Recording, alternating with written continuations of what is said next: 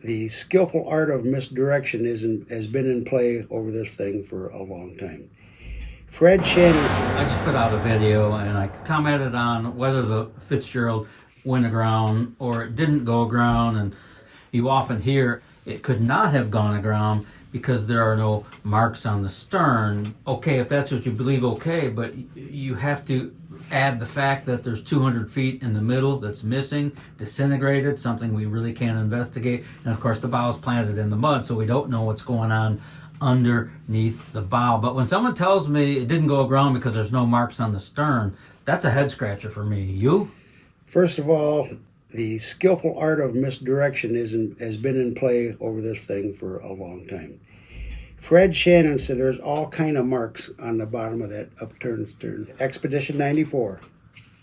And he said there's all kind of indentations and dents and everything else. Was it caused because that caused, by hitting some rocks there, or, just by other reasons? One of the videos we talked about, they was in the Sulaks, and he took off too fast and he bottomed out on the bottom of the Sulaks. Remember me talking about that? Mm-hmm. And the guy knocked him ass end over apple cart because the whole thing was like a diving board, In order to hear that there are no marks on the bottom of that stern, I don't believe that. And that's why I would like to see, you got to have a forensic dive on this. When I say either a submarine, manned submarine, or an unmanned remote operated vehicle, right? And with today's optics are better than they were in 1994, and Fred Shannon's optics were a heck of a lot better than what the museum up there took. It's even better than that. So I'm sure with today's optics, you could really get close and see. Nobody wants to desecrate any graves. Let's get over this whole thing to start with. The tide is turning on this, and I'm really sorry there's dead bodies in there, but you can look at this chart. There's shipwrecks all over this chart, and you can dive on every one, Nobody's going to desecrate any graves, for God's sakes. At first, you can't go under it. It was 529 feet deep. Now they're going to sink the United States, right? The SS United States, for divers. And I think they said, forgive me, but the upper part of it will be only like 50, 60 feet down, because that's a big ship, and it's going to be a couple hundred feet of water. So you're not going to dive down there a couple hundred, however deep it is, I don't know. But you can get to the top part of it. See, and recreational divers can go 60 feet, some can go 100 feet. But to go 529 feet, no. Forensically go in there and photograph it just like they did the Titanic. That's all you got to do. But they don't want that.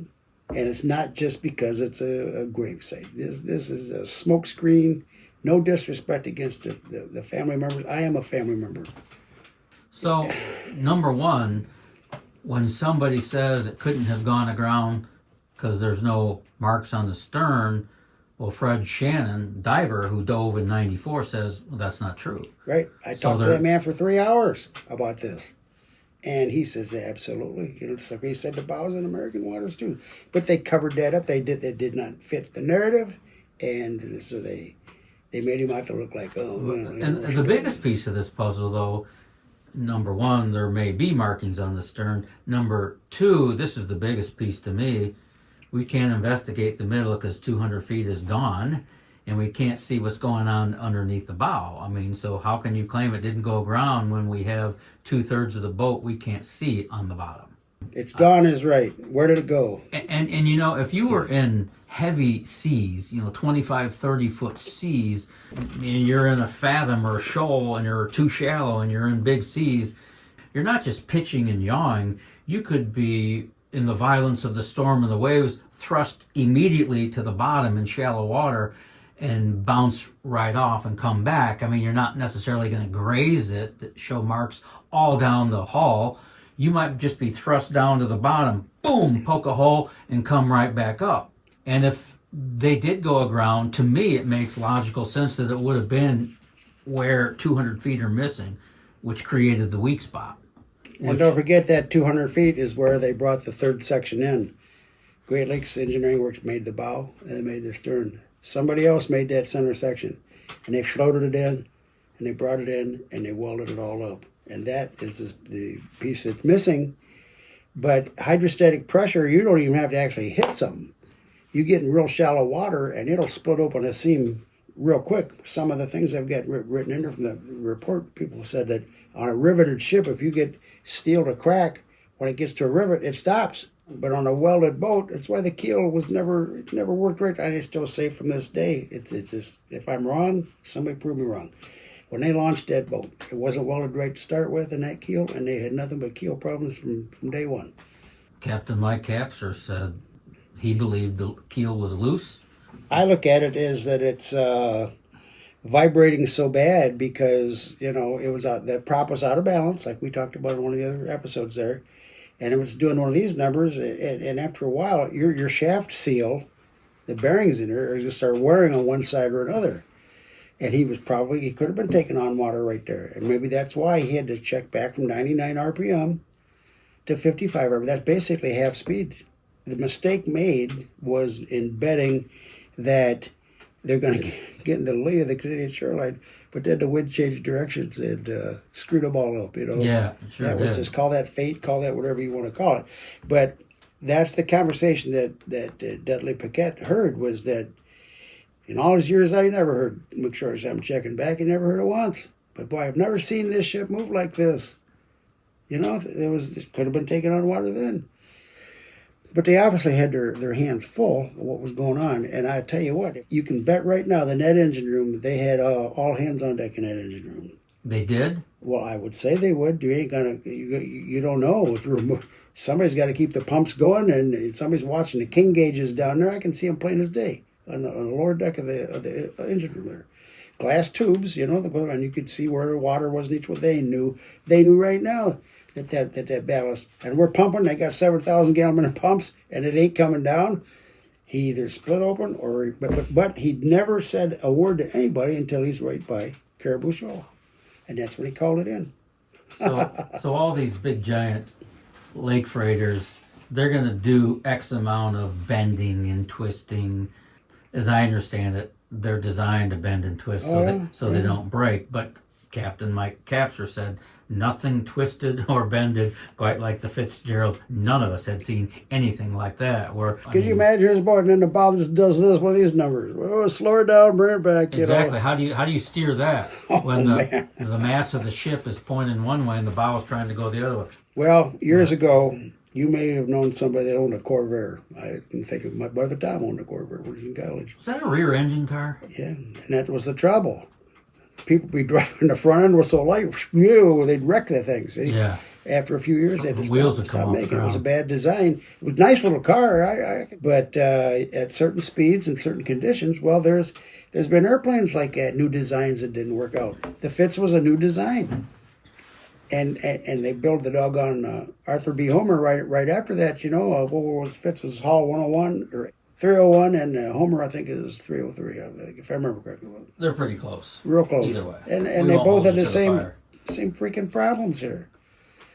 So I agree with you. From when we started, probably had not Gordon Lightfoot written that song. The interest may not be there like it is today and like it has been, and it would have been just another shipwreck forgotten in the past. And now, as time goes on, now it's just nephews and nieces and cousins, very few. My brother Tom's 80, going to be 81 this year, I'll be 27 next year. So. Yes, of course you will. And if you shave your beard off, you'll probably look 21. If I was to shave this beard and cut my hair... Don't do it. No? They wouldn't recognize you. Well, they would, because I look just like Wayne Newton. Okay. Dunk There's your a clue. shade, oh, dunk your shade. Looking at you without the beard, I see that resemblance now. Yeah, I heard it a lot in my life. I really did. Yeah.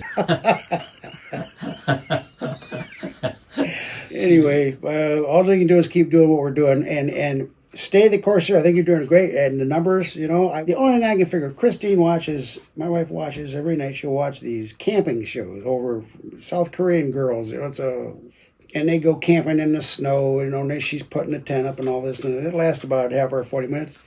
And 3 days later, I look at it, it's got 500,000 views. You can see with my videos, maybe they're not NBC quality ready because we do it all with a cell phone. And yet some people on YouTube just go on. There's no extra imagery, they don't put any production in it. It's just the talking head. It's just them talking to the camera and spewing out all their brilliance on, on how to get the girl, or, and then I look at what they do, and it's like you say, it's got 500,000 views, and all they're doing is talking into the camera.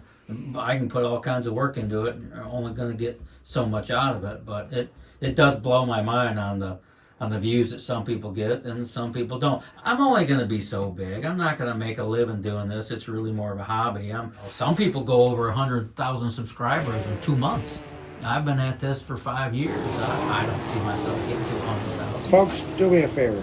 If you haven't, hit that doggone subscribe button and tell your buddies, share it. Share this thing out and have them hit that subscribe button. And let's help Don get to 40, 50, 60,000, 100,000. There's no reason why we can't do this.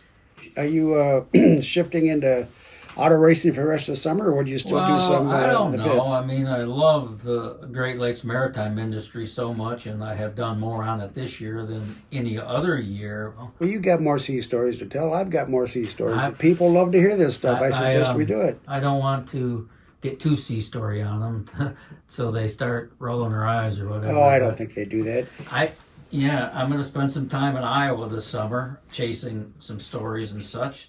They say you're supposed to get with a niche, stay with it, and don't vary from it, Don't talk about racing this week and the Edmund Fitzgerald the next. Figure out who you are, what your niche is, and stick to it. Most of your comments on this last one is that they're also, give us more of this because this is interesting. You got stories like you got your job as captain because the captain got all buzzed up. Damn funniest thing. That's what I've said. People love to hear this stuff. So a few of those wouldn't hurt either over the summer if you wanted. But you can confuse the algorithm when they build your audience around the Edmund Fitzgerald, and then you jump into a race at Eldora Speedway or something the next week. You're confusing the algorithm. They don't know who to show your audience to because they build it as it points toward the Fitzgerald or the maritime industry. So I guess I'm breaking all the rules. I don't know. Folks, hit that subscribe button, share it, like, and comment, and I will say thank you and give you a tip of the sailor's cap. And this is the 50th year. I'm telling you, I think things are going to... And it's not going to go away over the summer. Darn right it's going to build, especially as we get closer to fall. Like I said, that's why I made my motel reservation already because... I'll probably end up going with you. Yeah, it's fine with me. Do it. Absolutely. And then... we'll knock them dead on that one, man, because you can see Whitefish Point and the beach and the bell ringing thing. And this is... So you got a hotel reservation around the 50th up at Whitefish? Right there. In Paradise? In Paradise, In Paradise? Yeah. 2 double beds, so it's on occasion I snore occasion, so I'll just put earplugs in or whatever you got to do there. I'll put a pillow over your head if you get too loud. I've never been to Whitefish Point. I keep telling people, hey, I'm going, but I guess if I was ever going to go, this would be the year to do it. Yeah, well, we're going to go to the, you got to go over the Mackinac Bridge. Of course, you're familiar with being under it, break, busting ice all those times. A million times. It's God's country, I'm telling you. I believe that. Oh, I fell in love with it up there. I would. But it's gorgeous, and the museum's gorgeous, and I highly recommend folks in the lighthouse keeper thing. But they... Was that me? It's I not don't know me. who that is. All right, hold on. Shh. Maybe that's our exit song right there. There. I'm guessing we're done. I don't know. Yeah, I think we're done. Okay, cool. Yep. Adios. That's right.